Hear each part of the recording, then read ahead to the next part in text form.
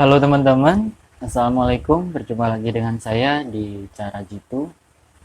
Oke, di video kali ini saya akan membahas tentang penggunaan dioda untuk mengatasi HP yang tidak bisa dicas.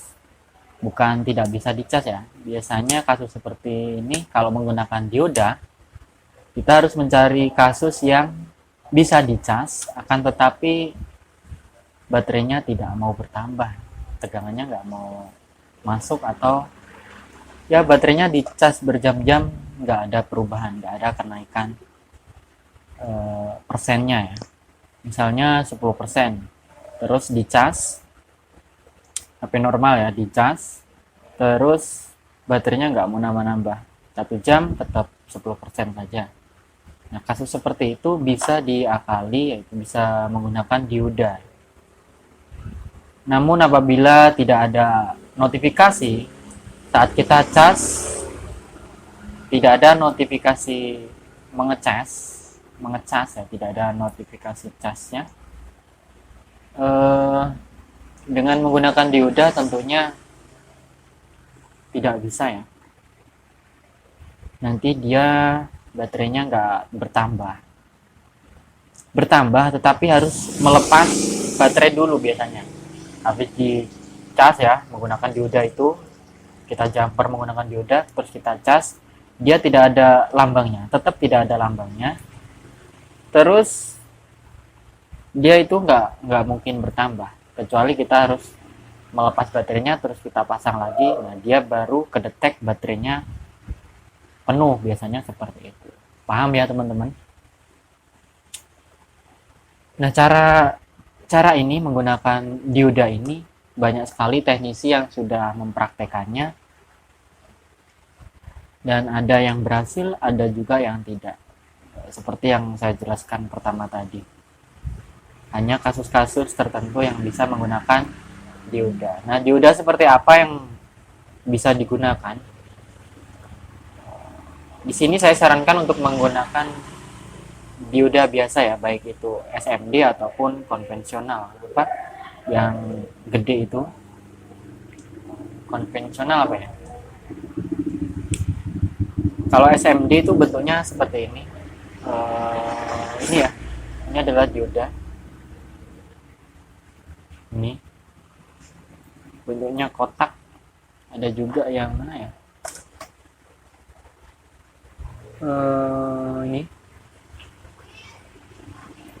Ini dioda biasanya ada di rangkaian backlight ya, atau rangkaian tegangan LCD. Kalian bisa copot itu. Nah, bagaimana cara untuk memasangnya? Saya akan gambar dulu. Misalnya ini saya ambil ini ya, grand prime apa ya. Di sini kan ada konektor. Kita gambarkan konektor cas dulu.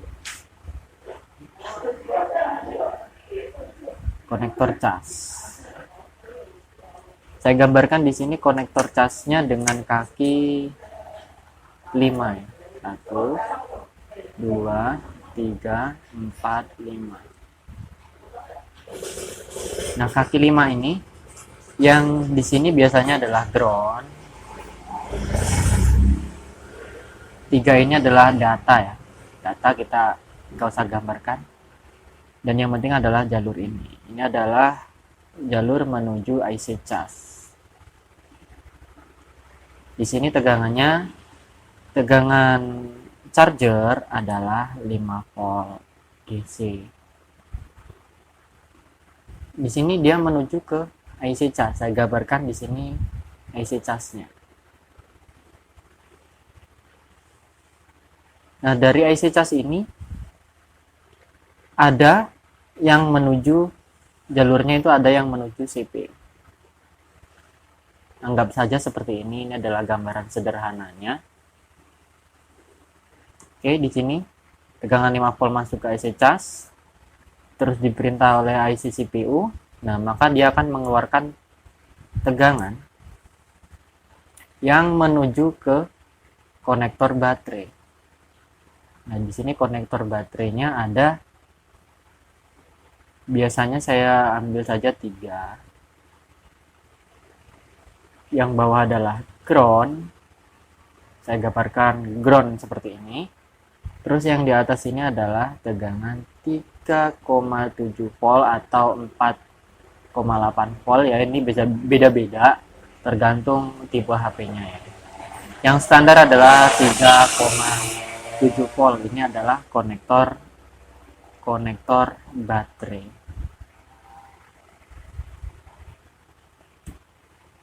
Konektor tulisannya kayak gini ya, dianggap saja bagus. Nah, kalau IC normal, IC cas normal, dia itu begitu dicolok USB atau casan, di sini tegangan 5 volt masuk. Nah, masuk di sini dia diperintahkan CPU membaca bahwa ada tegangan masuk, maka dia akan memberitakan IC casnya ini bekerja, yaitu dengan menghubungkan input ke outputnya, maka di sini akan tembus ke tegangan 3,7 volt, maka terjadilah pengisian. Kenapa di sini 5 volt dan di sini 37 volt? Karena syarat kerja untuk pengecasan di semua apapun ya, baik itu pokoknya baterai apapun, tegangan baterai ini tegangan input ini harus lebih besar daripada tegangan yang akan dicas. Jadi ya seperti itu, harus seperti itu. Kalau di sini 3 volt, di sini maksudnya kalau di sini 37 volt dan di sini 37 volt, dia nggak bakalan ngisi. Jadi harus seperti ini. Ini hanya gambaran sederhana saja. Kalau mau yang lebih mendalam ya harus buka skema dan harus paham betul, tapi saya akan jelaskan hanya seperti ini, adalah gambaran saja. Nah, bagaimana caranya untuk memasang dioda jika IC ini bermasalah? Ini IC cas. Jika IC ini bermasalah, bermasalahnya adalah biasanya kita colok USB, CPU detect. Nah, terus di layar monitor itu ada keterangan mengecas, ada lambang petirnya gitu. Tapi di sini nggak mau bertambah. Karena apa? Karena CPU ini sudah menyuruh ini bekerja, tetapi IC ini rusak. Dia tegangan 5 volt ini nggak diteruskan gitu. Nah, rusaknya seperti itu. Nah, bagaimana cara untuk mengakalinya? Yaitu dengan memasang dioda. Nah, bagaimana cara masangnya? Gampang ya. Kita tinggal solder saja. Di sini saya gambarkan dioda ya. Dioda itu seperti ini lambangnya. Nah, seperti ini. Ini dioda biasa ya. Ini anggap saja dioda kotak ya. Dioda itu kotak, kalau lambangnya seperti ini. Segitiga ada seperti itunya. Saya anggap ini ada kakinya.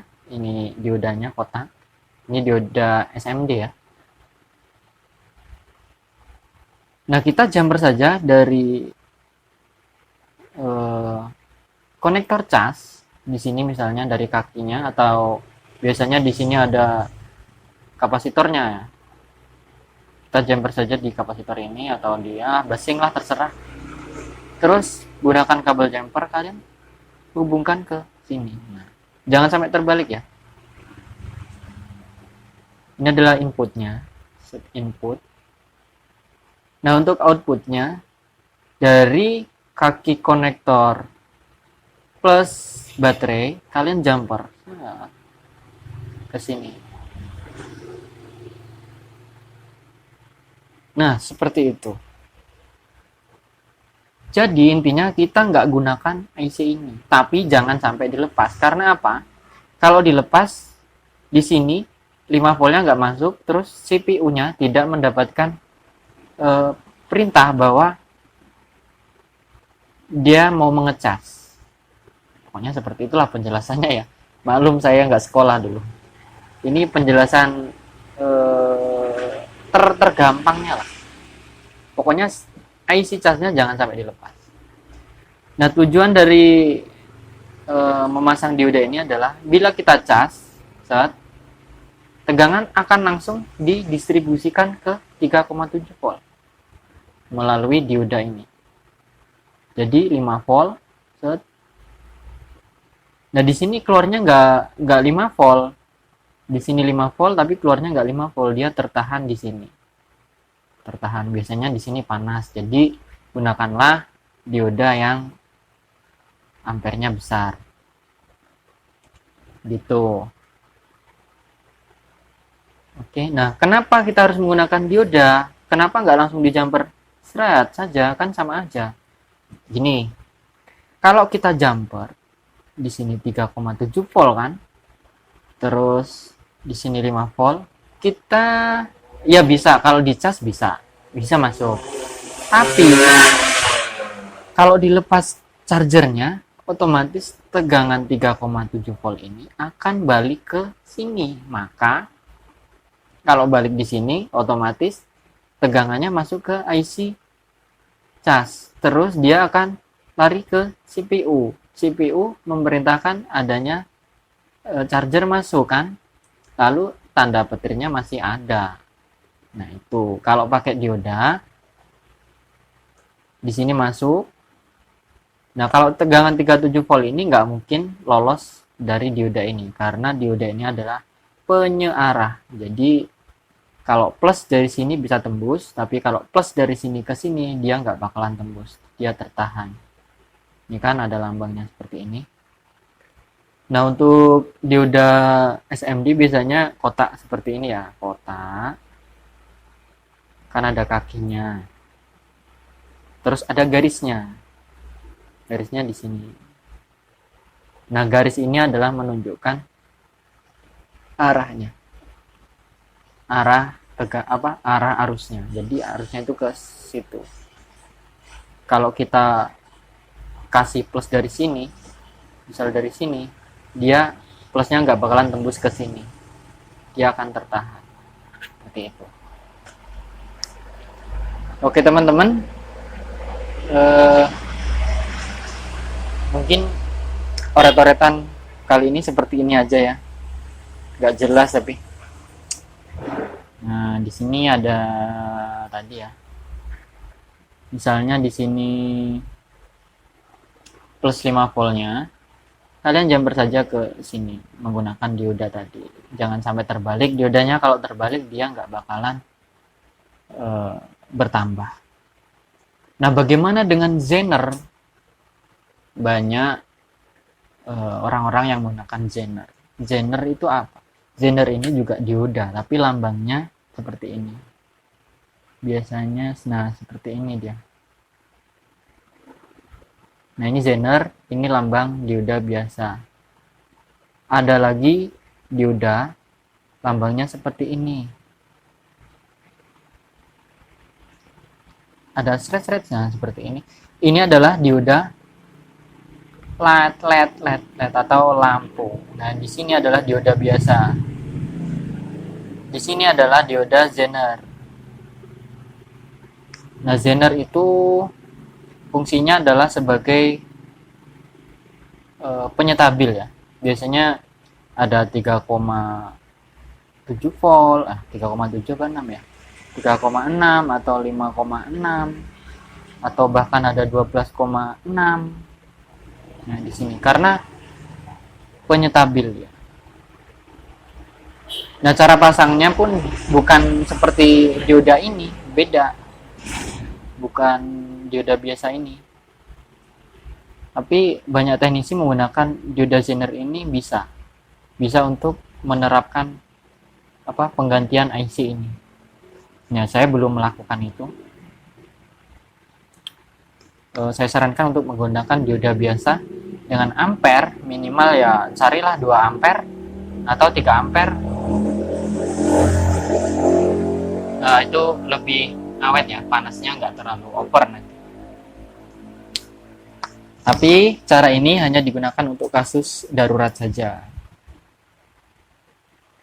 Kalau masih bisa diperbaiki IC-nya, ada penggantian spare part-nya, silahkan ganti. Tapi kalau tidak ada spare part-nya, terus buru-buru, ya silahkan menggunakan cara ini. Oke teman-teman, demikian video kali ini. Semoga bermanfaat.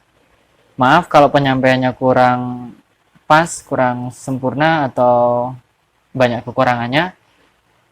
Mohon dimaklum karena saya juga teknisi otodidak, tidak kursus ya. Jadi apabila kalian ada saran atau kritik, silahkan tinggalkan di komentar. Oke, demikian videonya. Saya dari Cara Jitu. Saya akhiri. Wassalamualaikum warahmatullahi wabarakatuh.